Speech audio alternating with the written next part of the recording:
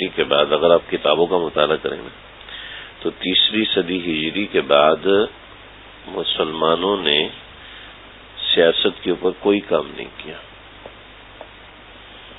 ٹھیک ہے، تقریباً 300 سے لے کے 400 سال تک سیاست کے اوپر جب مسلمانوں کا کام نہیں ہوا تو صوفیہ پیدا ہونا شروع ہوئے، حکمران پیدا ہونا بند ہو گئے. پھر کون خلیفہ بنا؟ اس کا بیٹا. کون خلیفہ بنا؟ اس کا بیٹا. کون خلیفہ؟ اس کا بیٹا. جی ہارون رشید کے 2 بیٹے، اب 2 بیٹے، دونوں کی جنگ 18 سال تک جنگ چلی. جب ایک بیٹا مارا گیا تو دوسرا بیٹا خلیفہ بن گیا، اور اس طریقے کے معاملات ہوئے. اب مامون الرشید اتنا خطرناک تھا کہ ناصر الدین معتزلی یہ فنون میں بہت ماہر تھا. ناصر الدین معتزلی نے اہل سنت کو چیلنج کیا مناظرے کا. تو ناصر الدین پہلے اہل سنت تھے اور پھر پیسہ ویسا اور یہ سب چیزوں کو دیکھ کر انہوں نے اپنا مسلک بدلا. تو فنون میں ماہر تھے. فنون مطلب لغت اور حدیث اور اس حوالے سے بہت بڑا ماہر آدمی تھا. تو سب پیچھے ہٹ گئے کہ ہم تو ناصر الدین کا مقابلہ نہیں کر سکتے. تو ناصر الدین کا مقابلہ کے لیے مامون الرشید خود اترا. کہنے لگا کہ یہ کون ہوتا ہے ہمارے علماء کو چپ کرانے والا، میں مناظرہ کروں گا. تو چنانچہ اس نے اپنے تاج کے اوپر دستار پہنی جو کہ اس کو دستار فضیلت پہنائی کی تھی، اور پھر اس نے مناظرہ کیا. یعنی یہ دور گزرا ہے مسلمانوں کے اوپر. پھر مسلمانوں نے سیاسیات پہ کام کرنا شروع کیا. شیخ عبد القادر جیلانی آئے اور ان حضرات نے سیاسیات پہ کام کیا. تو مسلمانوں کی حکومت بنی خلافت عثمانیہ. اور پھر جب مسلمانوں نے دوبارہ اسی چیز پہ کام کرنا بند کر دیا تو پھر مسلمان سیاسیات میں نیچے جاتے چلے گئے. تو آپ صلی اللہ علیہ وسلم کی ساری زندگی کو دیکھیں کہ آپ صلی اللہ علیہ وسلم نے ساری زندگی سیاست فرمائی ہے نا. آپ صلی اللہ علیہ وسلم نے مکہ میں تبلیغ فرمائی اور مدینے میں آ کے آپ صلی اللہ علیہ وسلم نے سیاست شروع کی ہے نا. معاہدات کیے، اور جو معاہدات ہوئے ہیں اس میں کیا معاملات چلے. یہود کے ساتھ معاہدہ ہوا، کفار مکہ کے ساتھ معاہدہ ہوا. پھر بین الاقوامی IRR جو ہے بین الاقوامی تجارت پہ زور دیا. بین الاقوامی تعلقات آپ صلی اللہ علیہ وسلم نے بنائے. آپ صلی اللہ علیہ وسلم کی زندگی کا یہ اسپیکٹ دیکھیں نا آپ کہ چھوٹے دشمن سے مقابلہ شروع ہوا، زبانی مقابلہ ہوتے ہوتے ہر جنگ کا اصول تھا.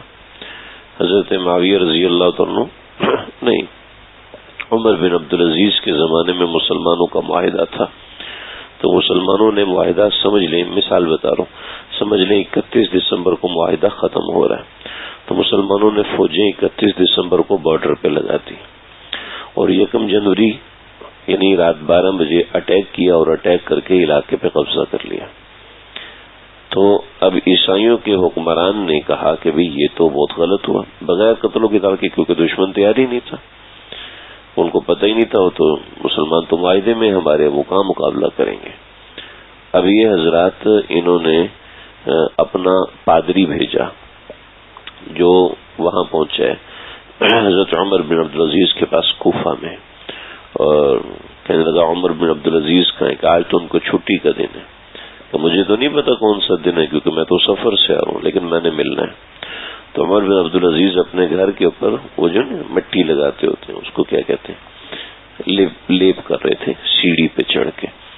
تو قاضی عمر بن عبدالعزیز خلاف خلیفۃ المسلمین کہاں ہیں؟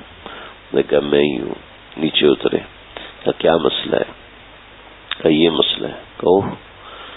کیا فلاں بندے کے پاس چلے جاؤ، مسلمانوں کی مسجد کا بہت بڑا عالم ہے، وہ قاضی القضاء نہیں تھے، وہاں چلے جاؤ اور اس کو یہ پرچہ دکھا دو. وہیں پر اس کے جو شکایت کا کاغذ تھا اس کے پیچھے لکھا اور اندر سے مہر منگوائی اور مہر لگائی. کہ اس کاغذ سے کام ہو جائے گا؟ کہاں ہو جائے گا. اب اتنی دور سے آیا ہوا بندہ، اس کو تو پہلے 4-5 دن اپائنٹمنٹ کے لیے چاہیے تھے نا، لیکن کیا ہوا، سوچنے سے پہلے ہی ملاقات ہوئی اور واپس آیا، جا کے اس عالم دین کو پرچی دی، اس نے فرمان دکھایا اور سارے شہر کو جمع کیا، اور سارے شہر کو جمع کرنے کے بعد سپاہ سالار کو بلایا، جی آپ نے ایسے کیا؟ جی بالکل ایسے کیا۔ مسلمان کے حملہ کرنے کا اصول ہے کہ پہلے وہ 3 پیغامات دیتے ہیں، اسلام کی دعوت دیتا ہے، اور اس کے بعد جزیے کی دعوت دیتا ہے، اور اس کے بعد قتال کی دعوت دیتا ہے، ٹھیک ہے۔ اگر پہلی 2 شرائط پوری نہ ہو تو تیسری شرط کو ماننا ضروری ہوتا ہے، اور آپ نے پہلی 2 شرائط تو کی نہیں، لہذا تیسری شرط آپ کی درست نہیں۔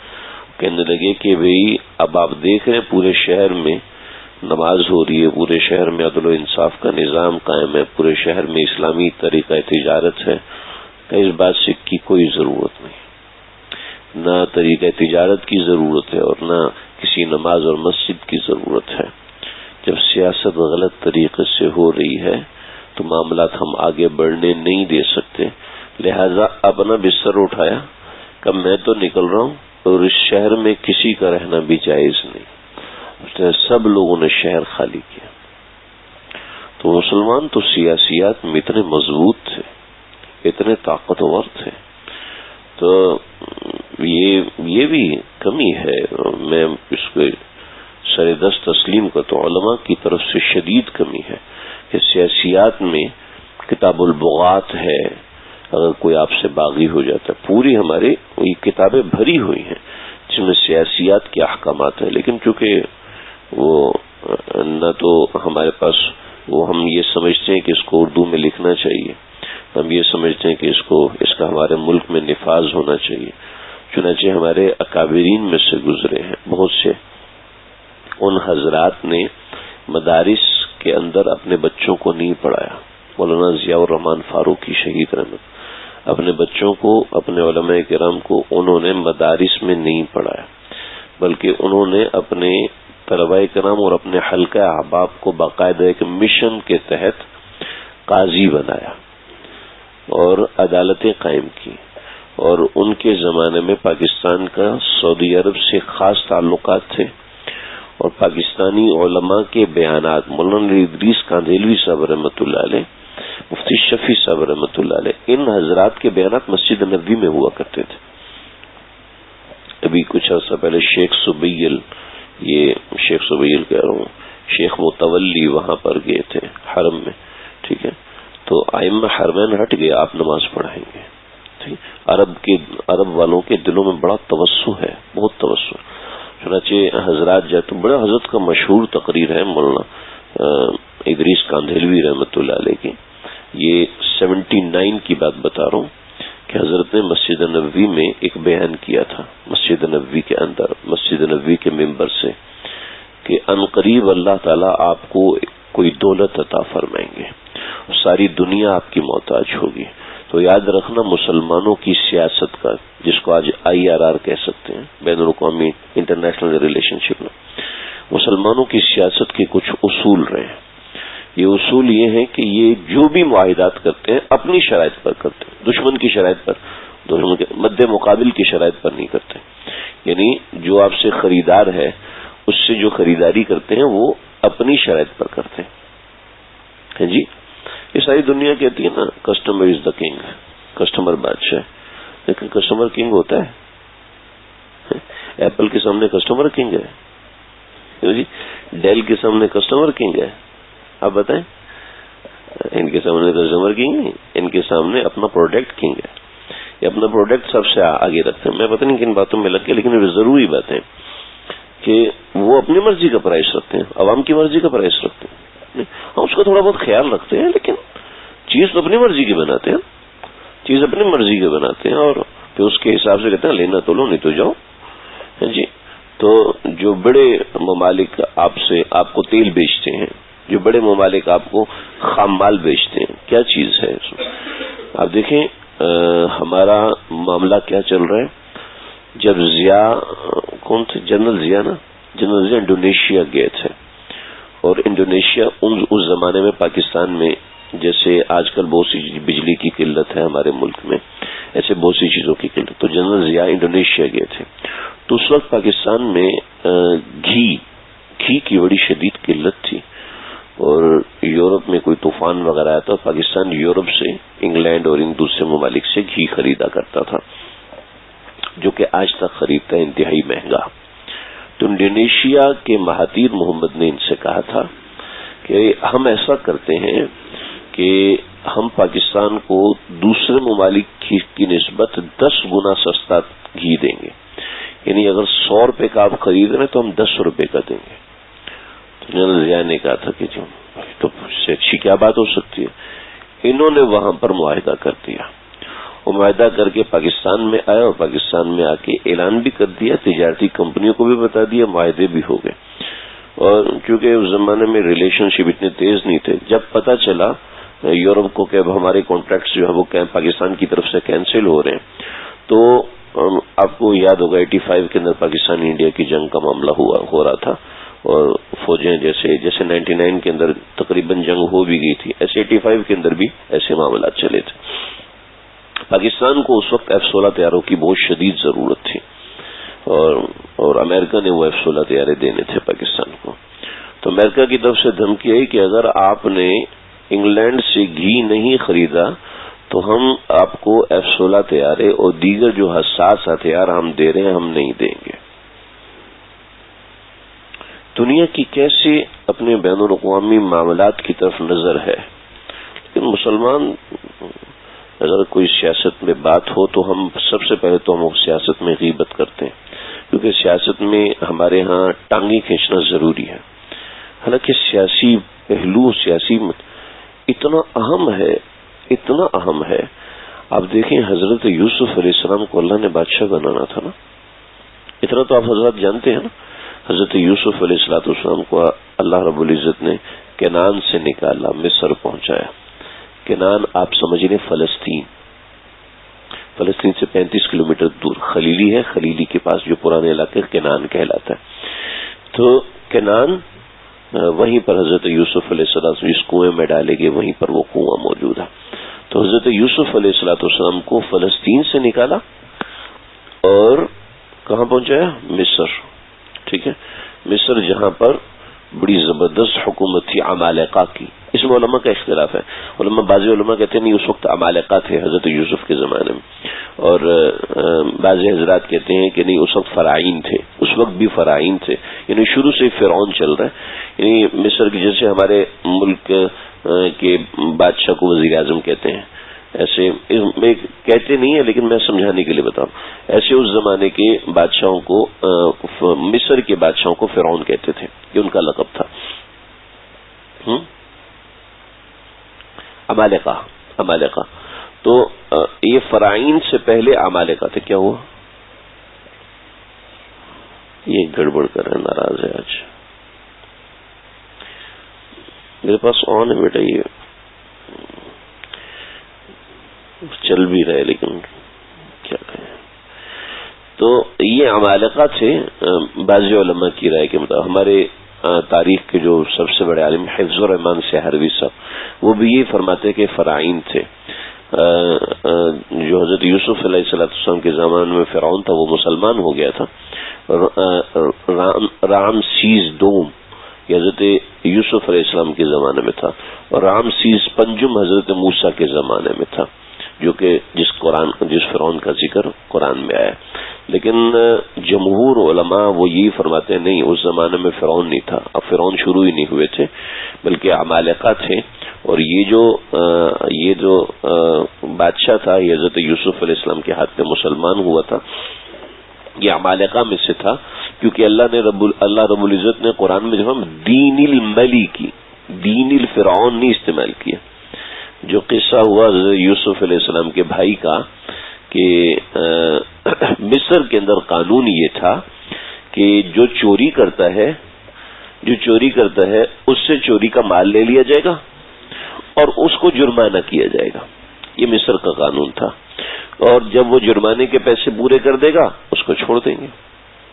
یہ مصر کا قانون تھا.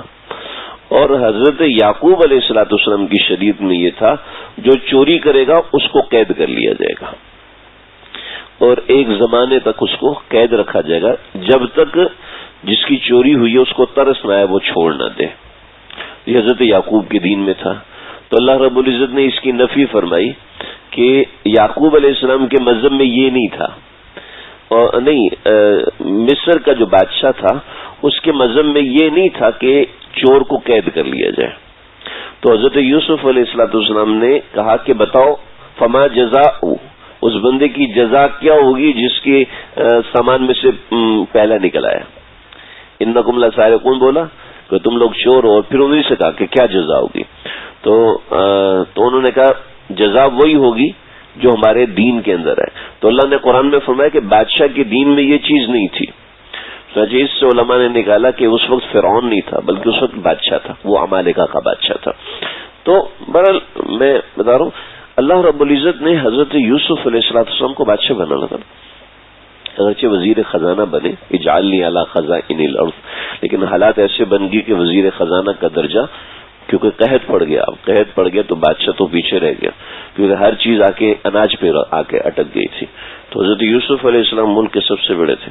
تو حضرت یوسف علیہ السلام کو 7 سال کی عمر میں کنعان سے نکالا اور مصر پہنچایا, اور مصر پہنچا کے کس کے گھر میں رکھا؟ ہاں اتنا بند کیجیے.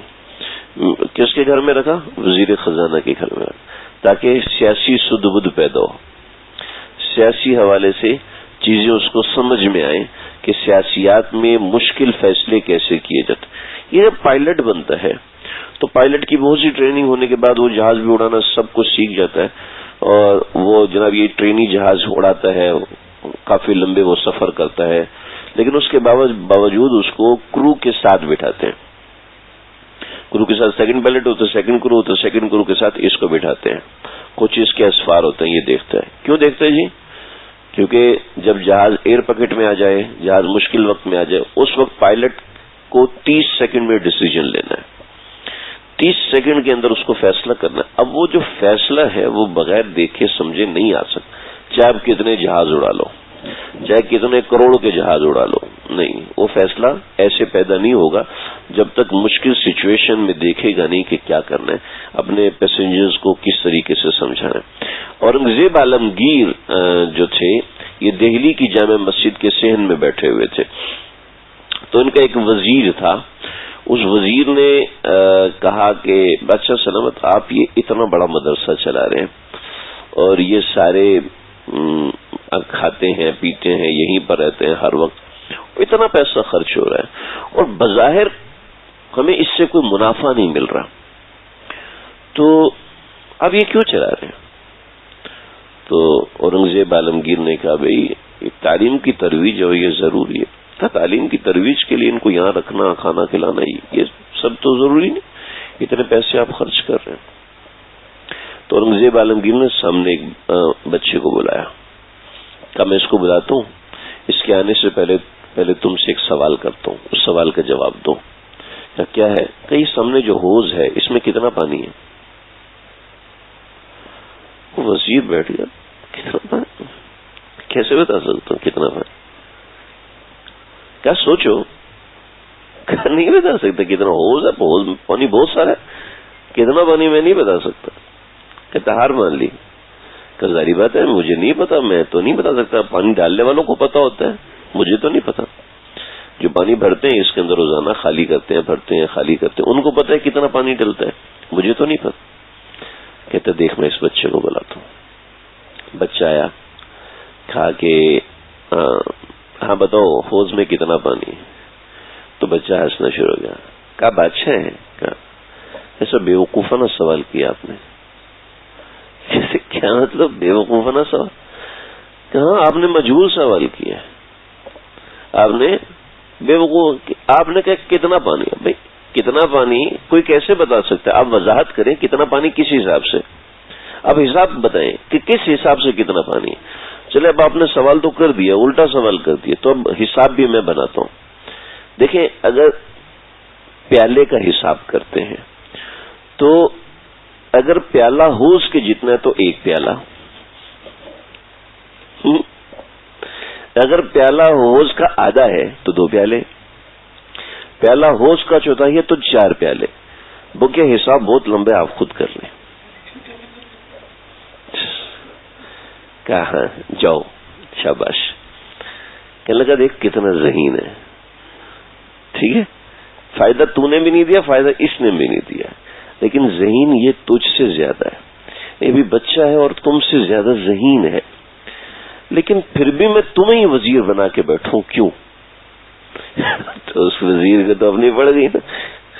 کہتا ہاں کیوں؟ کہ اس لیے کہ تمہارا والد وزیر تھا، اس نے وزارت کی، وزارت کا حق ادا کیا، اور تم وزیر ہو، مسلمان بھی نہیں ہو، پھر بھی میں نے تمہیں وزیر بنایا اس لیے کہ تمہیں ان چیزوں کی سد بد حاصل ہے.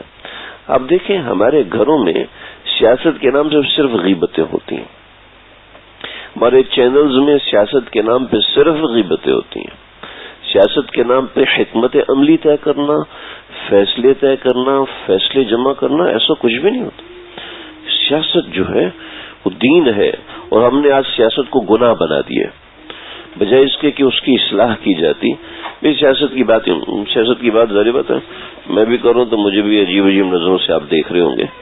میں نے ایک دفعہ بیان کیا تھا سیاست کے حوالے سے، میرے اوپر بڑے لمبے لمبے فتوے لگے تھے، بڑی بڑی چیزیں لگی تھی. اعتذار نامہ لکھوایا گیا مجھ سے بھی آج کے بعد نہیں کرو گے. تو اس یعنی لوگ بیان نہیں سنا. جب وہ بیان سنا میں نے مفتی صاحب کو، میں نے کہا صحیح آپ سن لیجئے بیان 26 منٹ کا بیان. تو بہت خوش ہوئے، کہنے لگے یہ تو ضروری ہے یہ. اور میں نے کوئی اپنی بات نہیں ذکر کیا، مفتی شیخ الاسلام مفتی تقی عثمانی صاحب کی بات ذکر کی. کبھی چونکہ اسلام اور سیاست کا عنوان، اسلام اور سیاست کا عنوان صرف وہ کیا ہے، الرجک بن چکا ہے. الرجی ہو چکی ہے اس عنوان سے. اسلام کا سیاست سے کیا تعلق؟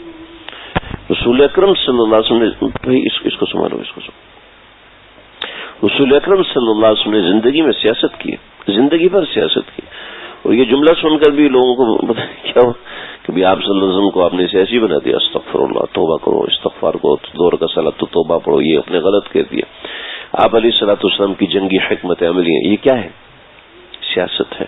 آپ صلی اللہ علیہ وسلم کے جنگی معاملات، معاہدات، دشمنوں کے ساتھ معاہدات، دوستوں کے ساتھ معاہدات. آپ نے مدینے میں آتے ہی بھائی چارہ کروایا. اس سے بہترین مثال کر کے دکھائیں آپ، اس سے بہتر مثال کوئی ہو نکال کے دکھائیں. کوئی ایزمپشن بیس منصوبہ بنا کے دکھائیں. ایک منصوبہ بنایا جاتا، اس کے لیے انویسٹمنٹ کہاں سے لیتے؟ ان سے قرض لیتے. جب ان سے قرض لیتے تو کیا ہوتا؟ قرض دینے والا اور قرض لینے والا دونوں ایک صف میں بیٹھے ہوتے ہیں؟ نہیں ہوتا، ہو ہی نہیں سکتا. معاشرے میں درجات بن جاتے ہیں. معاشرے میں درجہ بندی کو ختم کر دیا، بھائی بھائی بنا دیا کہ تمہارے بھائی ہوئے، یہ اس کے بھائی. اور پھر اس کے بعد سپاہی سالار بنائے، اور ایسے عظیم سپاہی سالار بنائے. حضرت زبیر ابن عوام رضی اللہ عنہ ایسے سپاہی سالار تھے کہ ان کی فوج کے لوگ ان پہ عاشق تھے، ان سے محبت کرتے. تربیت ایسی کہ یرموک کی جنگ ہونے جا رہی ہے اور صحابہ کرام بھی جنگ میں پہنچ رہے ہیں اور دشمن بھی جنگ میں پہنچ رہے ہیں. صحابہ کرام ایک باغ میں پہنچے، کھجور کھا کے اٹھ گئے. اور دوسری طرف یرموک کے قیصر کے سپاہی وہ پہنچے ہیں، اور وہ سپاہی پہنچ کر انہوں نے بھی وہاں کھجور کھائی. تو باغ کے مالک نے کہا کہ بھئی تم لوگ مسلمانوں سے مقابلہ کرنے جا رہے ہو؟ کہ جی ہاں مسلمانوں سے مقابلہ کرنے جا رہے ہیں. کہا اچھا یہ یاد رکھنا وہ لوگ جیتیں گے تم ہارو گے. ہم کیسے ہار سکتے ہیں؟ ہماری تعداد اتنی بڑی ہے، ہمارے ہتھیار اتنے طاقتور، ہمارے پاس ہاتھی ہے، ہمارے پاس صفیں ہیں، ہم مضبوط زنجیروں میں جکڑے ہوئے ہیں کہ ہم میدان جنگ چھوڑ کر نہیں جا سکتے. ہم اتنے طاقتور ہیں ایسے ویسے، تو ہم کیسے ہار سکتے ہیں؟ انہوں نے کہا کہ بات یہ ہے کہ ان کی تربیت اور ہے، تمہاری تربیت اور ہے. کہ تمہیں کیسے پتا؟ کہ وہ جب کھجور کھا رہے تھے نا تو خود ناقص کھجور اٹھاتے تھے، اپنے بھائی کے آگے اچھی والی کھجور کر دیتے تھے. اور جب تم کھاتے ہو تو تم اچھی والی کھجور خود کھاتے ہو، ناقص کھجور بھائی کے لیے چھوڑ دیتے ہو. ایسا ہوتا ہے؟ ہماری دسترخوان پہ بھی نئی نئی شادی ہوتی تو بیوی اچھی اچھی بوٹیاں نکال کے شوہر کو دیتی ہے. جب وہی شادی پرانی ہو جاتی ہے، بس تو نے کیا کھانا ہے، بچوں کو دیں گے. ایسے ہی ہوتا ہے نا. تو ایسا ہے، ایک دوسرے کا اکرام، ایک دوسرے کی محبت، اس سب کا تعلق سیاست سے ہے. کسی میں گھر کا بڑا حکمران وہ بھی تو سیاست کر رہا ہوتا ہے گھر کے اندر. اگرچہ ہم اس کو نام سیاست کا نہیں دیتے، ہم اس کو نام تربیت کا دیتے ہیں، لیکن ہے تو وہ تدبیر. حکمت عملی. کچھ گھر کے بڑے گھر میں داخل ہوتے تو سارے بچے سہم جاتے ہیں, سارے بچے پریشان ہو جاتے ہیں, اور کچھ بچے بڑے گھر میں داخل ہوتے ہیں تو کیا ہوتا ہے, منظر کچھ اور ہوتا ہے. لوگ محبت سے پیش آتے ہیں, گھر میں انتظار ہو رہا ہوتا ہے, خیال کیا جاتا ہے. کیا ہے کہ اس نے اپنے حکمت عملی گھر میں کیا رکھی ہے, گھر میں بات کرنے کا جب اپنا روب جمانا ہے, میں نے روب جما کے رہنا ہے, سمپلی گھر میں رہنا ہے, مجھے کس طریقے سے معاملہ کرنا ہے. خیر یہ تو چیزیں اب مولڈ ہو کے تربیت کی شکل بن چکی ہے, تو اس کو نام تربیت کا دیا جاتا ہے. خیر وہ ہے بھی تربیت, اور تربیت کے حوالے سے اس نوعیت کی چیزیں ہوتی ہیں. تو خیر یہ بات کرتے کرتے کافی اوپر نکل گیا میں. مجھے آج ضروری جو بات کرنا تھی اپنے دینی پوائنٹ آف ویو سے, کہ ہم اگر دین میں ترقی نہیں کر رہے تو اس کی بنیادی کیا وجہ. ایک چھوٹی سی وجہ ہے, اس چھوٹی سی وجہ کو اگر ہم چیک کر لیں تو یقین کیجئے بہت سے چیزیں سمجھ میں آتی ہیں. میری آج ہمارے ایک دوسری جگہ پر درس قرآن شروع ہوا, چھوٹا سا درس قرآن. ہماری مسجد کے ساتھی انہوں نے ریکویسٹ کی کہ بھئی یہاں شروع کرنا ہے, تو آج الحمدللہ ہم نے تھوڑی سی ابتدا کی. تو تھوڑا سا تعارف تھا, تو انہوں نے بتایا کہ وہ سافٹ ویئر ڈیولپمنٹ میں اس طرح کا کوئی کام کرتے ہیں, تو وہ مستقل انالیسس کرتے رہتے ہیں.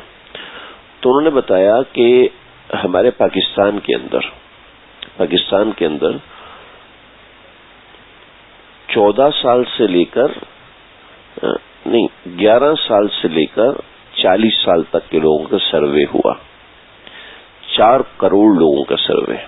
ٹھیک ہے, پوچھا ہر ایک سے نہیں جاتا, لیکن چونکہ ان کا ڈیٹا آ رہا ہوتا ہے تو اس لیے وہ انالیسس اس میں خود بخود بن کے آتا ہے. کہ 4 کروڑ لوگوں کا ڈیٹا جو سامنے آیا, یعنی 4 کروڑ وہ لوگ جو 11 سے لے کے 40 سال کی عمر کے ہیں, ان لوگوں کا ڈیٹا سامنے آیا. ان میں سے جو 11 سے لے کے 22 سال تک کے نوجوان ہیں, یا لڑکے ہوں یا لڑکیاں ہوں, یہ لوگ روزانہ 24 گھنٹے میں ہر بندہ اوسطاً 6 گھنٹے یوٹیوب استعمال کر رہا ہے. 6 گھنٹے یوٹیوب استعمال کر رہا ہے, 4 گھنٹے واٹس ایپ کا استعمال ہو رہا ہے. ٹھیک ہے, اور اس کے بعد دوسرا آگے تھوڑا سا کم ہوتے جائیں, اس سے آگے جو ہے وہ ٹک ٹاک کا استعمال ہوتا ہے, اور سب سے کم چوتھے نمبر پہ فیس بک کا استعمال ہوتا ہے. سمجھ رہے, یہ 6 گھنٹے جو سب سے زیادہ یوٹیوب کا استعمال ہوتا ہے, اور اس سے اوپر جو کیٹیگری وہ 4 گھنٹے موبائل استعمال کرتے ہیں. 6 گھنٹے استعمال ہوتا ہے موبائل, 6 گھنٹے, اور 6 گھنٹے کے اندر سب سے زیادہ یوٹیوب استعمال ہوتا ہے. اس کے بعد کیا ہے, واٹس ایپ استعمال ہوتا ہے, اور اس کے بعد ٹک ٹاک, اور اس کے بعد فیس بک. یعنی 4 ایپس یعنی اتنی زیادہ استعمال ہوتے ہیں, اور اس سے اوپر 4 گھنٹے استعمال ہوتا ہے. یعنی 22 سال سے لے کے 40 سال تک کے درمیان کے لوگ. ٹھیک, تو اتنے, یعنی ہمارا نارملی لوگوں کی توجہ ان چیزوں کی طرف کتنی زیادہ ہے. کیونکہ میں یہ سمجھتا ہوں کہ اس وقت میں نے آج سے تقریباً 4 سے 5 سال پہلے نعمان بھائی کی گھر میں بیان تھا, تو ایک صاحب نے پوچھا کہ بھئی ہم تو صرف یوٹیوب کے ذریعے سے سمجھتے, سیکھتے, پڑھتے ہیں. میں نے کہا تھا کہ دیکھو پہلے زمانے میں ہر چوتھا بندہ کہتا تھا جی میں ننگی فلمیں دیکھنی, غلطی ہوگی وغیرہ. اس ننگی فلموں سے زیادہ خطرناک یوٹیوب ہے. جی مجھے تو یوٹیوب سے بہت فائدہ ہو رہا ہے جی, یہ فلانا ڈمکا فلانا. کیا فائدہ ہو رہا ہے جی؟ میں بیمار تھا, میں نے یوٹیوب پہ سرچ کیا, فلاں ویڈیو سے مجھے پتہ چلا اس کو یہ کرنا, مجھے علاج سمجھ میں آ گیا. لیکن ہوتا کیا ہے میں آپ کو بتاؤں, ہوتا یہ ہے وہاں سے ایک چیز سرچ کی, اس سے ریلیٹڈ دوسری چیز ملی, اس سے ریلیٹڈ تیسری چیز ملی, اس سے آپ ایکسٹرا کانشیس ہو گئے. ٹھیک ہے, کیونکہ وہ معلومات ڈاکٹروں کے لیے ہیں, وہ معلومات تو آپ کے لیے نہیں ہے نا. ٹھیک ہے, اب ڈاکٹر کو پتا ہے یہ کچھ دنوں میں مر جائے گا, ٹھیک ہے, اور مجھے پتا چلے جو تو میں گھنٹوں میں مروں گا, ہے نا. لا علمی بھی ایک نعمت ہے نا اللہ تعالیٰ کی. آپ کو ہر چیز کا علم ہو گیا تو یہ نعمت نہیں ہے کہ بعض دفعہ شدید نقصان تھے, بعض دفعہ بہت. آپ صلی اللہ علیہ وسلم نے فرمایا جو کچھ مجھے پتا ہے اگر تمہیں پتہ چل جو تو گریبان پھاڑ کے جنگل میں چلے جاؤ گے اور اپنے مردوں کو قبروں میں دفنانا چھوڑ دو گے. تعفن پھیل جائے گا, لوگ اس سے مر جائیں گے, بچیں گے نہیں. یہ ہر چیز نالج نہیں ہوتی, سب کچھ نالج نہیں ہوتا. کون سی نالج صحیح ہے میرے لیے وہ مجھے پتا ہونی چاہیے, وہ مجھے پتا ہونے چاہیے. اس میں کیا ہوتا ہے, اللہ نے قاعدہ اسمہما اکبر من نفعہما. ہر معلومات اچھی نہیں ہوتی. جو معلومات ایسی ہے کہ جو آپ کو نقصان دے رہی ہے, ٹھیک ہے, اس کی مفید معلومات بھی آپ کے لیے نقصان دہ ہے. اس کے لیے مفید معلومات بھی آپ کے لیے شدید نقصان دہ. اس کا ایک نقصان میں بتاتا ہوں آپ کو. دیکھو جی, انسان کے لیے روحانیت, یہ آپ کو ہر نفسیاتی ڈاکٹر بتائے گا کہ شدید ضروری ہے. آپ کی روحانیت, چاہے آپ مسلمان ہیں, چاہے آپ ہندو ہیں, چاہے آپ عیسائی ہیں, چاہے آپ سکھ ہیں, یا چاہے آپ لا مذہب ہیں, ایتھیسٹ ہیں, اللہ بچائے ہم سب کو. مسلمان ہیں تو مذہب کہتا ہے کہ آپ کو نماز پڑھنی ہے, کہتا ہے کہ نہیں, فرض ہے, یہ نہیں چھوڑ سکتے آپ, ٹھیک ہے. ہندو ہیں تو وہ کہتے ہیں جی مندر میں آنا ضروری ہے. عیسائی ہیں تو وہ کہتے ہیں آپ کو گرجا گھر جانا ضروری ہے. سکھ ہیں تو وہ آپ کو کہتے ہیں وہ جو ان کا گردوارا ہے اس میں آنا ضروری ہے. اگر آپ ایتھیسٹ ہیں تو وہ کہتے ہیں آپ کو جنگل میں جا کے آپ کو وہ لینا, وہ سن بات ہوتا ہے وہ لینا ضروری ہے. یوں سب کہتے ہیں آپ کو روحانیت حاصل کرنا ضروری ہے. ہر مذہب آپ کو یہ کہتا ہے, اور لا مذہب بھی آپ کو یہ کہتا ہے. یعنی مذہب سے ہٹ کے بھی آپ سوچیں تو آپ کی زندگی کے لیے ضروری ہے. لیکن جب انسان کے پاس آتا ہے نا موبائل, تو اس روحانیت کا بنیادی مقصد ہوتا ہے انسان کو کچھ دیر کے لیے دنیاوی تعلقات اور ان سب چیزوں سے کاٹنا. جب آپ کی معلومات بڑھ جائیں گی, ایک حد سے زیادہ بڑھ جائیں گی, جی دیکھو ایک تاجر ہے نا, تاجر وہ بازار میں جا کے اپنے مطلب کی چیز تلاش کرے گا. مسجد سے باہر نکلتے انجینئر دیکھے گا یہ گھر کتنے کاسٹ کا بن رہا ہے, ٹھیک ہے. ڈیزائنر دیکھے گا یار اس میں ماربل کس طرح کا لگا ہوا ہے, ٹھیک ہے. عورت دیکھے گی یار اس کا جب افتتاح ہوگا تو اس کو سجایا کیسے جائے گا.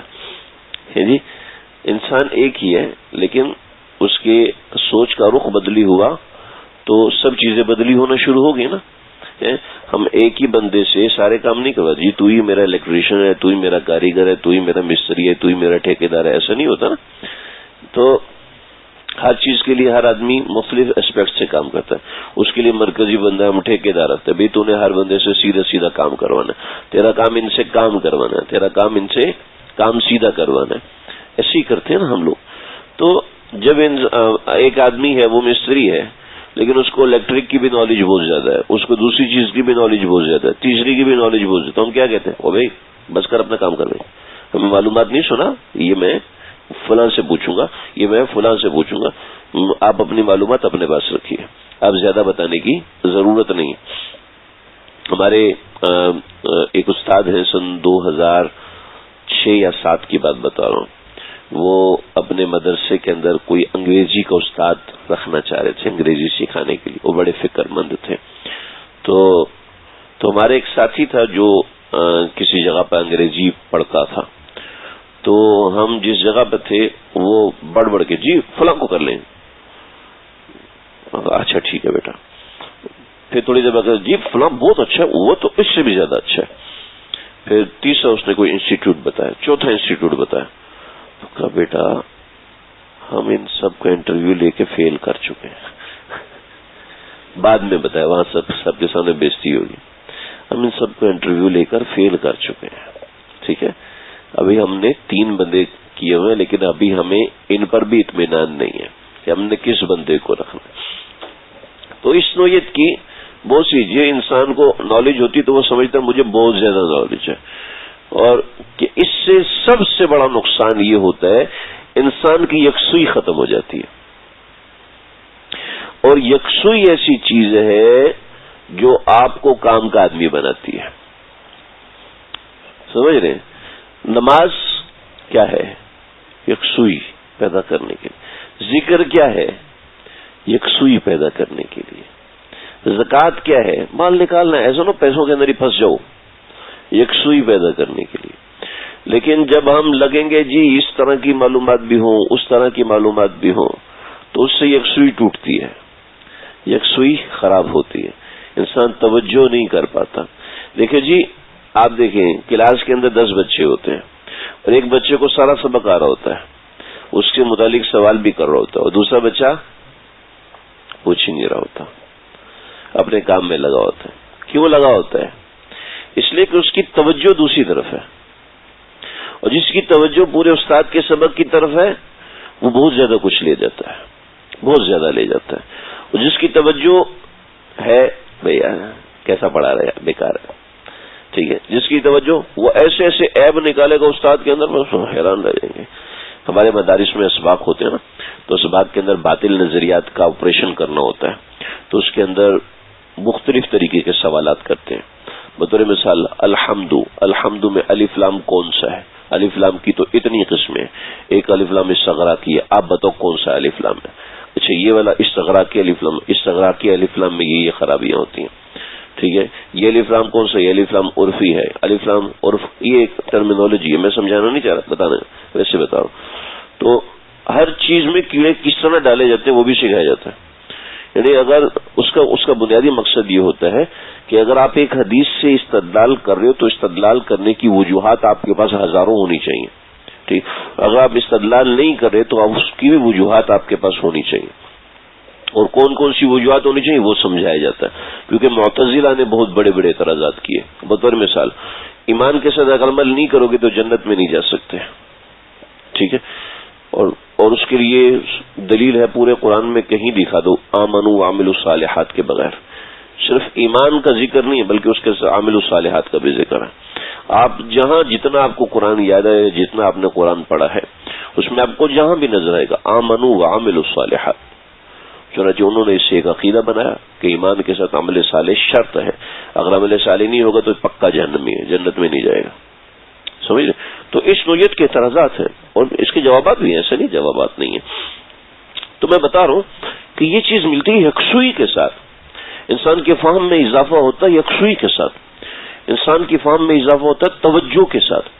جب انسان اور اسی کے لیے اللہ نے نالج کے لیے اللہ نے قرآن اور حدیث ہمارے سامنے رکھے کہ بھئی اس حد تک رہو، اس سے آگے نہ بڑھو، اس حد تک سمجھو، اس سے آگے نہ سمجھو. یہ بنیادی چیزیں جو ہم نے آپ کو دے دی ہیں، اور یہ بنیاد ہے. دیکھو جب انسان کی بنیاد بن جاتی ہے، اس کے اوپر جو مرضی آ جائے، ٹھیک ہے جی، جو مرضی آ جائے سب ہو جائے گا. کیوں جی؟ ہمارے شعیب بھائی ہیں، سولر پینل کا کام کرتے ہیں، میرے پاس 10 پلیٹیں لگائیں گے، میں لگا دوں گا یار. 100 پلیٹیں ہیں، اس سب کو ایک ہی طرح لگانا. 1000 ہیں، لیکن اگر 2 نہیں لگانی آتی تو 1000 بھی نہیں آئیں گی. لیکن 2 صحیح طریقے سے آ جائیں گی تو کروڑوں آ جائیں گے. ٹھیک ہے جی، کروڑوں لگانی ہے جی، گورنمنٹ کا پروجیکٹ ہے، لگانا ہے، لگ جائیں گے، کوئی مسئلہ نہیں. کیا جی 4 بندے وہاں سے ان سب کو بتا دوں گا، سب لگا دیں گے. ایسا ہی ہے نا. تو ہمیں پہلے بنیاد تو سمجھو، بنیاد نہیں بنی ہوئی، بنیاد بنی ہوئی نہیں. جب بنیاد بنی ہوئی نہیں ہے تو آگے کوئی کام. جب بنیاد میں کرنٹ نہیں ہے تو نماز میں بھی کرنٹ نہیں آتا. بنیاد میں کرنٹ نہیں ہے زکات میں بھی کرنٹ نہیں آتا. بنیاد میں کرنٹ نہیں ہے حج میں بھی کوئی فائدہ نہیں. حج کر کے آ جائے کوئی ویسے کا ویسے، اس کو تھوڑا سا جوش آتا ہے، پھر ویسے کا ویسے.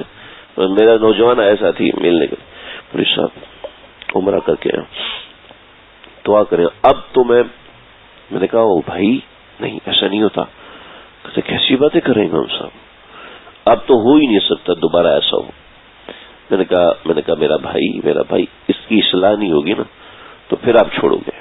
ٹھیک ہے ماشاءاللہ. پھر پہلے فجر چھوٹی، پھر عشاء چھوٹی، پھر ظہر چھوٹی، پھر مغرب چھوٹی، پھر عصر بھی نکل گئی. مسجد میں نہ، پھر جمعہ بھی واپس ختم ہو گیا. کیا ہے کہ بنیاد نہیں بنی نا. اب بنیاد نہیں بنی، عمرے جیسی عبادت کر کے آیا. تو بنیاد بننا ضروری، اور بنیاد بنتی ہے یکسوئی کے ساتھ.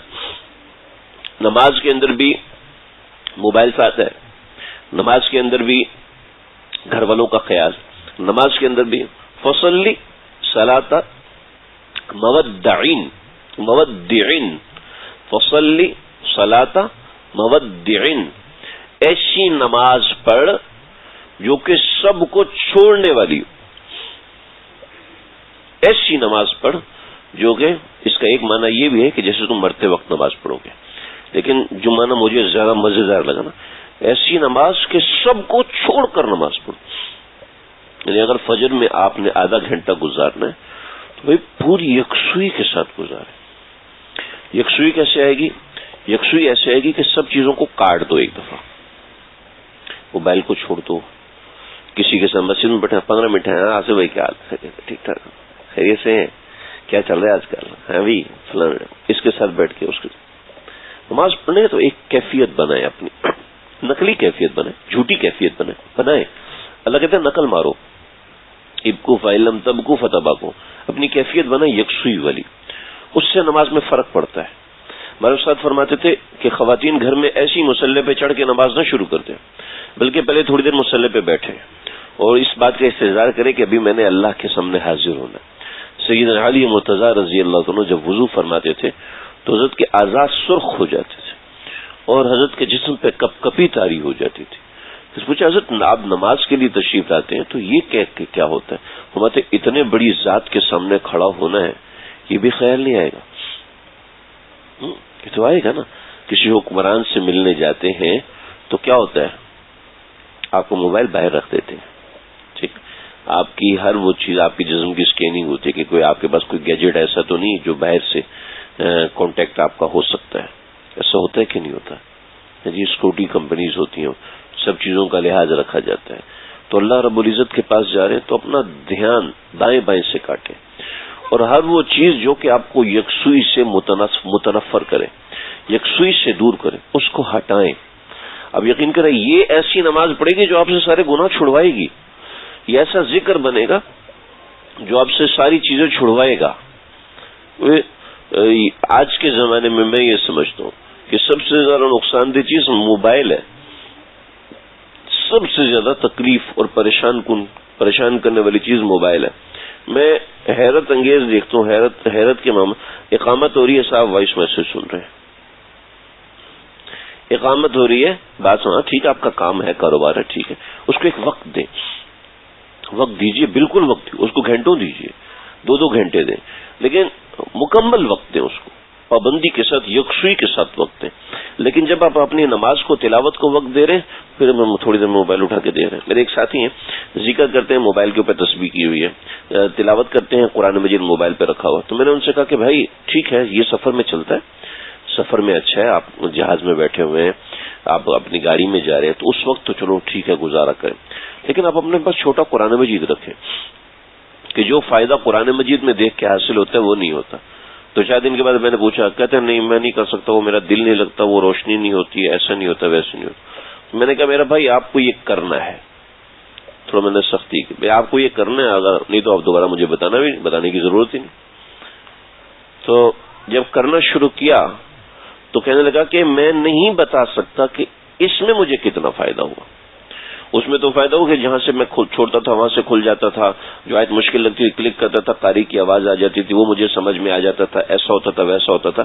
لیکن اس کے اندر کیا ہوا، اس کے اندر میں روزانہ 1 پارہ پڑھ لیتا تھا. اس کے اوپر میری تعداد بڑھنا شروع ہوگی، میرا دل کرتا ہے زیادہ پڑھنے کو، اس میں دل نہیں کرتا تھا زیادہ پڑھنے کو. یا اس نوعیت کی چیزیں، ایسی بہت سی چیزیں ہیں، کیونکہ اس کے اندر نوٹیفیکیشن آ رہے ہیں، 50 چیزیں آ رہی. تسبیح اسی کے اوپر کریں، میں نے کہا اس کے اوپر تسبیح نہیں کرنی. تسبیح اپنے پاس فزیکلی تسبیح رکھو، چلو کاؤنٹر رکھ لو، یا فزیکلی تسبیح رکھو کہ اس میں جو برکات ہیں وہ ان چیزوں میں نہیں ہوتی. پھر جیب میں چونکہ ہم نے موبائل رکھنا ہے تو مسواک نہیں رکھ سکتے، وہ گیلی ہوتی ہے، موبائل کو نقصان ہوتا ہے اس طرح کی.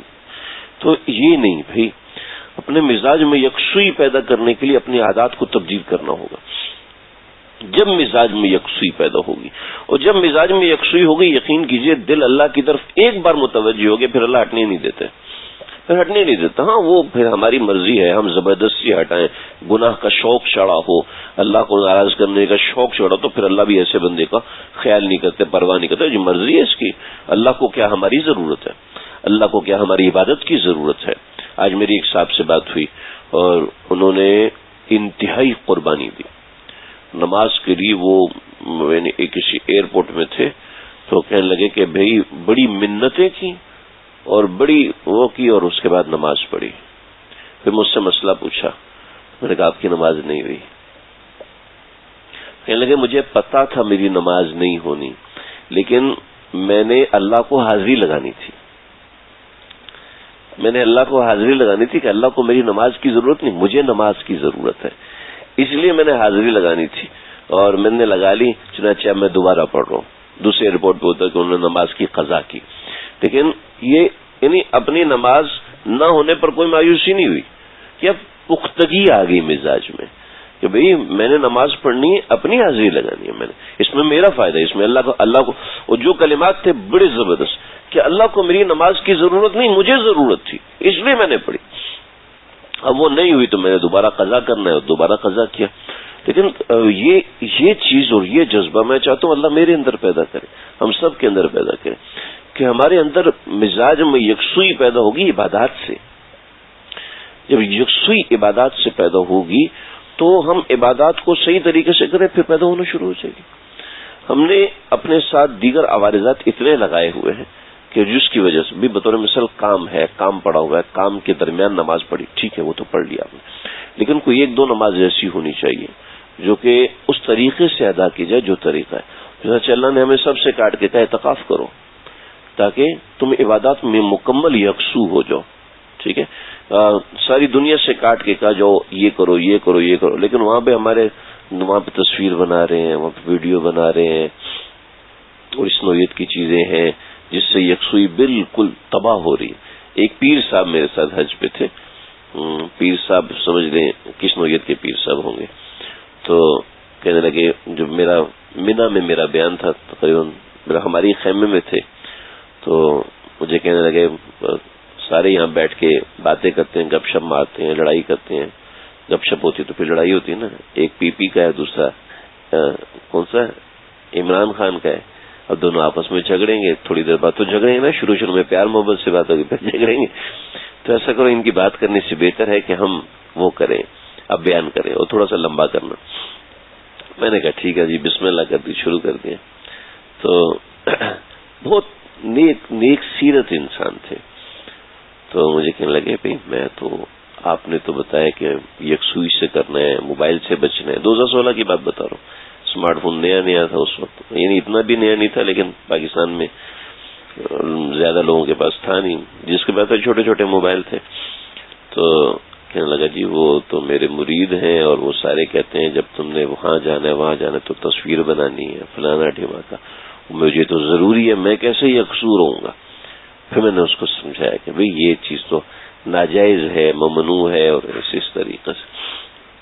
تو کہنے لگا ہر سال حج پہ آتا ہوں اور اس سال حج کا ذائقہ الگ محسوس ہوا. حج کے بعد بتائیں مدینہ شریف میں اس سال حج میں الگ چیز محسوس ہوئی, کیونکہ وہ لگژریس ٹائپ حج کر رہے تھے اور ہر سال ایسے ہی کرتے تھے. کہتے اس سال جو مجھے مزہ آیا ہے, اس سال کیونکہ درمیان میں تھوڑی سی تکلیف کے مزہ آیا تھا, گاڑی خراب ہو گئی اور پورے راستے میں کوئی شکوہ نہیں. اور گروپ والے کہتے ہمیں سب سے زیادہ ڈر اس پیر صاحب سے لگ رہا تھا, اس بندے سے لگ رہا تھا کہ یہ چھوڑے گا نہیں. ایک کمپلین نہیں کی, ایک شکایت نہیں کی. کہ ہم جب یکسو ہوں گے نا عبادات کے اندر, اب یقین کیجئے دوسری چیزوں میں ہمارا جی بھی لگے گا, معاملہ بھی لگے گا. تو اپنے آپ کو جی اچھا عبادات کے اندر یکسو ہونے سے دیگر تمام چیزوں میں فائدہ حاصل ہوتا ہے کہ انسان کا مزاج بن جاتا ہے اسپیسیفک ہو کے چلنے کا, کہ وہ ہر چیز کو مکمل توجہ دیتا ہے. جب ہر چیز کو مکمل توجہ دیتا ہے تو چیز بنتی ہے. بطور میں ایک مثال دیتا ہوں, مثال دے کے ختم کرتا ہوں. میاں بیوی کے معاملات ہوتے ہیں, کیا ہوتا ہے, شوہر صاحب آتے ہیں کہ اخبار اٹھائی, خیر اخبار چھوڑے, موبائل ہاں کیا ہوا, وہ بات کر رہی ہوتی ہے, یہ ہے پھر یہ ہے پھر یہ ہے پھر یہ ہے, ہاں سن رہا ہوں. اچھا ایک منٹ رکنا, ایک منٹ, فون پہ بات کیا, ہاں بولو, آپ تو میری سن نہیں رہے. ہاں تم نے یہ کہا یہ کہا یہ کہا, یہ ساری باتیں تو سنی, اور کیسے سنتے ہیں بتاؤ. یوں کرتے کرتے 2.5 گھنٹے 3 گھنٹے بیوی کے پاس گزارے. اب بیوی کو چڑھا غصہ, ٹھیک ہے, اس نے مارا زور سے دروازہ, ٹھیک ہے, یا کوئی حرکت کی, چھوڑو یار جتنا مرضی ٹائم دے دو یہ کبھی بھی خوش نہیں ہوتے. جو مرضی ان کے ساتھ کر لو یہ کبھی بھی خوش نہیں ہوتے. آپ آدھا گھنٹہ دو, کوالٹی ٹائم دو, بچوں کو وقت دو, کوالٹی ٹائم دو, مکمل یکسو ہو کہ ان کی طرف متوجہ. آپ نے سارا ٹائم تو موبائل کو دیا اور جگا لگا لیا بیوی کا کہ یہ تو ساتھ تمہارے سامنے تو بیٹھا ہوں, ساری باتیں تو سن لو, ساری بات 1 2 3 4 5 6 ہی دوہرا دی. نہیں, بچوں کو چاہیے توجہ والا وقت, جس میں آپ صرف بچوں سے بات کر رہے ہو, جس میں آپ صرف بیوی سے بات کر رہے ہو. یہ آپ آدھا گھنٹہ بھی دیتے, آپ کہیں گے 15 منٹ میں ساری بات ہو گئی. کیونکہ توجہ سے جو کام ہوتا ہے اس میں اللہ کی طرف سے برکت ہوتی ہے. ان النفس لا توجہ الی شیئین فی آن واحد. نفس اور دل ایک وقت میں 2 چیزوں کی طرف متوجہ نہیں ہوتا. چنانچہ آپ کسی کے گھر مہمان کے اور آپ کا میزبان بھی موبائل میں لگا ہوا ہے تو کیا وہ آپ کے پاس بیٹھا ہوا ہے یا موبائل پہ لگا ہوا ہے؟ ایسے ہی ہم مہمان ہوتے ہیں, گھر میں جاتے ہیں اور گھر میں جا کے ہم بھی اسی چیز میں لگے, ایک موبائل نکالتا ہے پھر دوسرا موبائل نکالتا ہے, پھر ساری یکسوئی ختم ہو جاتی ہے. یہ یکسوئی ہماری نماز کو خراب کرتی ہے. یہ یکسوئی ہماری عبادات کو, ہمارے ذکر کو, ہمارے معاملات کو, ہمارے معمولات کو, ہمارے ان سب چیزوں کو برباد کر دیتی ہے. خاص طور پہ نوجوانوں کو آپ دیکھیں, آپ کو راستے میں چلتے سائڈ پہ اگر موٹر سائیکل کے اوپر موبائل پہ لگے ہوئے ہوں گے. کیا ہے کہ اس طرح کی چیزیں ہوتی ہیں کہ ایکسیڈنٹ ہوتے ہیں. چلو میں ان بڑے نقصانات کی طرف نہیں جا رہا, لیکن مسئلہ یہ ہے کہ چونکہ یکسوئی برباد ہو چکی ہے تو فرق مراتب ختم ہو چکا ہے. فرق مراتب کیا ہوتا ہے؟ فرق مراتب یہ ہوتا ہے کہ بڑے کو بڑا سمجھا جائے, چھوٹے کو چھوٹا سمجھا جائے. ایسا ہی ہے. بیوی کو بیوی کا درجہ ملے, شوہر کو شوہر کا درجہ ملے. ایسے ہی ہے نا, ایسے ہی ہونا چاہیے. ملازم کو ملازم کا درجہ ملے اور باس کو باس کا درجہ ملے. یہی ہے نا. لیکن آپ دیکھیں ہمارے معاشرے میں یہ فرق مراتب نہیں ہے, ختم ہوتا جا رہا ہے. ہمارا معاشرہ نیچے کی طرف جا رہا ہے. بیٹا اپنے باپ سے سوال کرتا ہے, آنکھوں میں آنکھیں لڑا کے کرتا ہے, اور باپ اپنے بیٹے سے وہ سوال کرتا ہے جو باپ کو نہیں کرنے چاہیے. ماں اپنی بیٹی سے وہ سوال کرتی ہے جو اس کو نہیں کرنے چاہیے. شاگرد اپنے استاد سے وہ سوال کرتا ہے جو اس کو نہیں کرنے چاہیے. ایسے ہی ہوتا ہے. میں مثالوں کی طرف نہیں آتا, بات بہت لمبی ہے. ہمارے معاشرے کا بگاڑ, چنانچہ آپ دیکھیں گے ہمارے ایک ہی محلے ایک ہی گلی میں حکمران کے لیے قصیدے پڑھنے والے بھی لوگ ہوں گے, گالیاں دینے والے بھی لوگ ہوں گے. ایسا ہے کہ نہیں؟ امام صاحب کے لیے قصیدے پڑھنے والے بھی ہوں گے, گالیاں دینے والے بھی ہوں گے. ہے جی. اختلاف رائے ہر بندے کا حق ہے. آپ کا بھی حق ہے, میرا بھی حق ہے. مجھے بھی آپ سے اختلاف ہو سکتا ہے, آپ کو بھی مجھ سے اختلاف ہو سکتا ہے. لیکن میں مولوی صاحب ہوں, آپ کو مجھ سے اختلاف ہو ہی نہیں سکتا. سوال ہی پیدا, یہ میرا پرسپشن ہے, ہو ہی نہیں سکتا, کیونکہ میں آپ کو مرتبہ نہیں دے رہا. تو ہمارے معاشرے میں یکسوئی نہ ہونے کی وجہ سے فرق مراتب ختم ہو چکے ہیں. ایکسیڈنٹ ہوتا ہے, سب سے پہلے آپ نے اٹھ کے گالی دینی ہے, نہیں تو آپ کو نقصان بھرنا پڑے گا. یہ اصول ہے. کیونکہ ہم سامنے والے مرتبہ ہی نہیں, غلطی کرنے والے کا مرتبہ اور ہے, جس کے ساتھ ظلم ہو اس کا مرتبہ اور ہے. لیکن وہ فرق مراتب نہیں, ہمارے معاشرے نے ختم کر دیا اس کو. آپ صلی اللہ علیہ وسلم نے ہر چیز کا فرق رکھا. اس کو دائیں ہاتھ سے اٹھانا ہے, اس کو بائیں ہاتھ سے اٹھانا ہے. اتنا مرتبہ رکھا فرق کا, اتنا بڑا رکھا. اس چیز کو دائیں ہاتھ سے اٹھانا ہے, اس کو بائیں ہاتھ لگانا ہے. اتنا بڑا فرق مراتب رکھا ہے. آپ سمجھ سکتے ہیں کہ اس کا درجہ کتنا بڑا ہے. جب دائیں اور بائیں کا فرق رکھا ہے, میں نے پچھلے جمعے کو اس کی تفصیل عرض کی تھی. تو اب دیکھیں ماں باپ کا درجہ کیا رکھا ہے اور اولاد کا درجہ کیا رکھا ہے, استاد کا درجہ کیا رکھا ہے. کتنے شاگرد ہیں جو اپنے استادوں کو مخلص سمجھتے ہیں. آج تو مدرسوں میں بھی ایسا نہیں رہا. ٹھیک ہے, پہلے تو ہم کالجوں کو بلیم کرتے تھے, کالجوں کو کہتے تھے یہ سارے استاد نکھٹو ہوتے ہیں, پیسوں کے لیے آتے ہیں, پیسوں کے لیے پڑھاتے ہیں. ایک استاد لیکچر کا اتنا پیسہ لیتا ہے, بھائی میں بھی بنوں گا, میں بھی اتنے پیسے لوں گا. ایسے ہی کہ شاگرد اپنے استاد کو مخلص نہیں سمجھتا. شاگرد اپنے استاد کو سمجھتا ہے یہ پیسے لے رہا ہے, پیسے لیے ہیں تو جب کر رہا ہے نا, نہیں کرے گا تو دیکھنا ٹھو بھی نہیں دیں گے ہم اس کو. شاگرد اپنے استاد کے لیے بول رہا ہوتا ہے, کیونکہ استاد اپنے شاگرد کو بول رہا تھا بیٹا یہ پڑھ لے گا نا تو اتنی تنخواہ لگے گی. کہ تعلیم کا وہ مرتبہ ہی نہیں رہا ہماری نظر. تعلیم کا تو ہمارے نظر میں صرف مرتبہ ایک پروفٹ اینڈ لاس اسٹیٹمنٹ کا درجہ رہ گیا, اس کے علاوہ کچھ بھی نہیں. ہر چیز کا ایک درجہ ہے، اس کو اس کے درجے پہ رکھا جائے.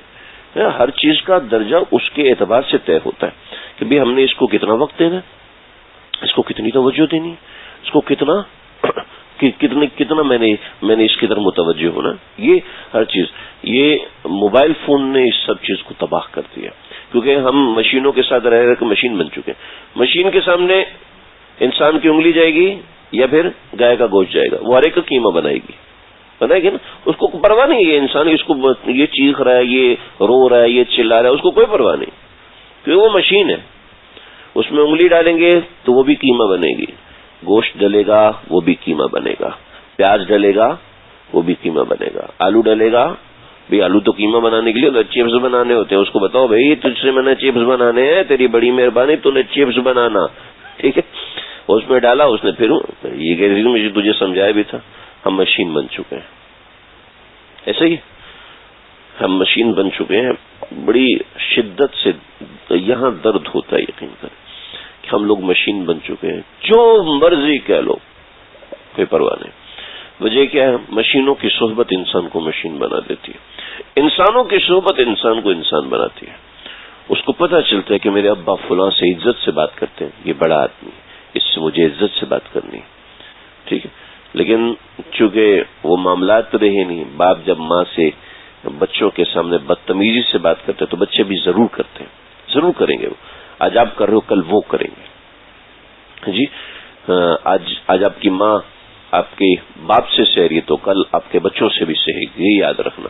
اور پھر ذہن میں رکھنا کہ آپ کو بھی سہنا پڑے گا. اور اس طرح ہر چیز ہے. میں صرف گھر کی بات نہیں کر رہا، آپ جہاں کام کرتے ہیں، جہاں آپ کی تجارت ہے، جہاں آپ کا بزنس ہے، ہر چیز کو اس کے مقام پہ رکھا جائے. اس کے مقام کو پہ رکھ کے، جی پیسے کی ضرورت ہے، آپ اس کو 12 گھنٹے دیں، آپ اس کو 16 گھنٹے دیں، لیکن اس کو نماز کا وقت نہ دیں، اس کو فجر کا وقت نہ دیں، اس کو عشاء کا وقت نہ دیں، ٹھیک ہے. اور اس سے بڑھ کے ایک اور بات کہتا ہوں، آپ کہیں گے یا پھر آخری بات کر کے لمبا کر رہے ہیں. ہم دیکھیں ہم اپنی صحت کو کتنا اگنور کر چکے ہیں. جی ہماری صحت کہاں جا رہی ہے؟ کیوں؟ ہم ایک دوڑ میں لگے ہوئے ہیں، چنانچہ ہم نے اس چیز کو وقت نہیں دیا. جب ہم اس چیز کو وقت نہیں دیں گے تو یہ صحت ہمیں نقصان پہنچے گی، ہماری اپنی صحت ہماری نقصان کا ذریعہ بنے گی. تو یہ چیزیں بڑی اہم ہیں، ان چیزوں کی طرف توجہ ضروری ہے. اپنی زندگی کا معمول بنائیں اور ہر معمول کو یکسوئی سے ادا کریں. آپ صلی اللہ علیہ وسلم کی زندگی پوری ایک مرتب تھی. نشر الطیب میں آپ صلی اللہ علیہ وسلم کی 24 گھنٹے کے احوال لکھیں کہ آپ اس وقت کیا کرتے تھے اور اس وقت کیا کرتے تھے، اور اس چیز کو کتنا وقت دیتے تھے، کیسے متوجہ ہوتے تھے. کئی قبائل صرف اس لیے مسلمان ہوئے کہ آپ صلی اللہ علیہ وسلم یوں متوجہ ہوئے، کیا حال ہے، خیریت سے، ٹھیک، آپ کے ابا کا کیا، آپ کے فلاں کا کیا، آپ کے فلاں، پوری اس طرح متوجہ ہو کے آپ نے ان سے بات کی. اتنا بڑا سردار ہو کے اتنی توجہ دے، سبحان اللہ، مسلمان ہوئے. اور نہ یہ کہ مسلمان ہونے کے بعد یہ مسلمان ہونے سے پہلے یہ توجہ ملی، مسلمان ہونے کے بعد بھی وہی توجہ آپ علیہ الصلوۃ والسلام نے دی. اور جب یہ توجہ نہ دے سکے، باقاعدہ آپ نے معذرت کی. کئی مواقع پہ آپ نے، حنین کے بعد آئے کئی مواقع، ایک موقع مجھے یاد ہے آپ نے باقاعدہ وہاں معذرت کی کہ میں آپ کو کہا تھا اور میں وہ وقت دے نہیں سکا. فرق مراتب زندیقیت است. مجدد الفسانی کا مقولہ ہے کہ فرق مراتب، جو انسان زندگی میں کوئی مرتبہ طے نہیں کرتا، اس کے سامنے صرف ایک چیز ہے اور اسی کو لے کے چل رہا ہے، پیسہ ہے، روپیہ ہے، عزت ہے، بس میں نے یہ کمانی ہے، اب اس کے سامنے مجھے جو کرنا ہے کرو. اگر وہ فرق مراتب نہیں کرتا، زندیق بن جائے گا. زندیق کا مطلب گمراہ ہو جائے گا، کبھی سیدھے راستے پر نہیں رہے گا. اللہ مجھے آپ کو ہم سب کو سمجھنے کے عمل کرنے کی توفیق عطا فرمائے. وآخر دعوانا بسم اللہ الرحمن الرحیم الحمد للہ رب العالمین والصلاة والسلام علی سید الانبیاء والمرسلین نبینا محمد وآلہ وصحبہ اجمعین. اللہ جی جو کہا سنا کہنے والا محتاج ہے، سننے والے بھی محتاج ہیں. اللہ ہم سب کی بگڑی بنا دیجیے، سب کو اپنے پیار کے قابل بنائیے. اللہ ہمارے گناہوں کو معاف فرمائیے، نالائکیوں کو معاف فرمائیے. سارے جرم کا اعتراف کرتے ہیں، سارے گناہوں کا اعتراف کرتے ہیں. اللہ رسمن بھی کر رہے ہیں، دل سے بھی کر رہے ہیں. اللہ ہر چیز کو اپنی بارگاہ میں قبول فرما لیجیے. اللہ آپ بڑے ہیں، آپ غفور الرحیم ہیں. ہمارے دل کو ایمان کی طرف، اسلام کی طرف، اپنی ذات کی طرف، اے اللہ رسول اللہ صلی اللہ علیہ وسلم کی طرف متوجہ فرما دیجیے۔ اے دونوں جہانوں کے پروردگار، مسلمانوں میں جو درجات کا فرق ختم ہوتا جا رہا ہے، ہمارے آپس کے درجات کا فرق ہمیں محسوس نہیں ہوتا، دکھائی نہیں دیتا، ہر ایک دوسرے کو نظر اعتراض سے دیکھتا ہے، ہر ایک دوسرے کو نظر شکوہ سے دیکھتا ہے، کوئی دوسرے کو تحسین کی نظر سے، محبت کی نظر سے اور دین کے تعلق کی نظر سے نہیں دیکھتا۔ اللہ ہمارے اندر یہ فرق مراتب پیدا فرما دیجیے۔ اے اللہ اپنے دین کی سچی فہم، دین کی سچی سمجھ اور تڑپ عطا فرمائیے۔ اے پروردگار ہمارے گناہوں کو معاف فرمائیے۔ اے اللہ ہمارے گناہوں کو معاف فرمائیے، صغیرہ بھی ہو چکے، کبیرہ بھی ہو چکے تو سب معاف فرما دیجیے۔ جو جان بوجھ کے کیے وہ بھی معاف فرما دے، جو انجانے میں ہوگے وہ بھی معاف فرما دے۔ اے باری تعالیٰ، اے دونوں جہانوں کے پروردگار، آپ رحیم ہیں، کریم ہیں، ہماری تمام حاجات کو اپنے فضل سے پورا فرمائیے۔ اللہ اس پورے ہفتے کے اندر جو جو آفات بلیات آسمان سے نازل ہونی ہے یا زمین سے نکلنی ہے، اے اللہ ان سب آفات اور بلیات سے اللہ ہم سب کی حفاظت فرمائیے، اللہ ہم سب کی حفاظت فرمائیے۔ اے اللہ جن جن لوگوں نے دعاؤں کا کہا، اے اللہ ان سب کی حاجات کو پورا فرمائیے۔ اے اللہ ہمارے آصف بھائی کو نرینہ صالح اولاد کی دولت سے نواز دیجیے۔ ہمارے خالد بھائی، ڈاکٹر خالد بھائی، خالد محسن بھائی، اے اللہ تمام مشکلات کو دور فرما دیجیے، پریشانیوں کو حل فرما دیجیے۔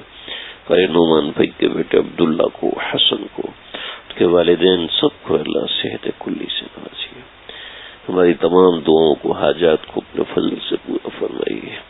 ربنا تقبل منا انك انت السميع العليم وتب علينا انك انت